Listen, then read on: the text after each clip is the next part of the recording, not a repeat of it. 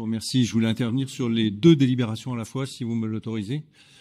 D'abord pour témoigner notre soutien, notre compassion à tous les Mahoraises et les Mahorais.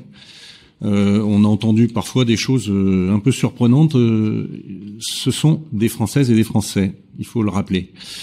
Je voulais dire autrement que l'île de Mayotte donc vient de subir le passage de cyclone Chido d'une très grande puissance qui a causé de nombreuses victimes, détruit des milliers d'habitats naturels, agricoles et quelque part l'écosystème global et écologique et économique de l'île. Les vraies causes de cette catastrophe sont aussi naturelles. 2024 est l'une des années les plus chaudes jamais enregistrées. Elles sont aussi politiques.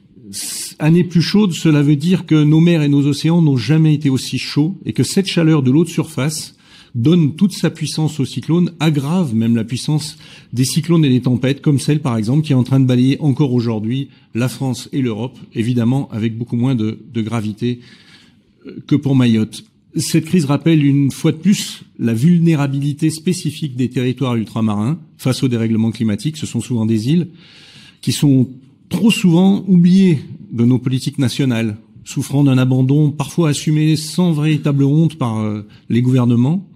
Cette situation met en lumière l'urgence de la transition écologique et sociale pour Mayotte.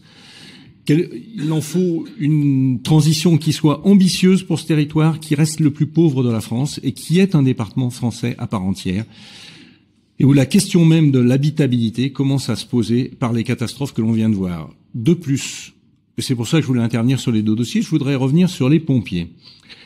Je voudrais avoir un mot pour les pompiers, un mot de soutien plein et entier.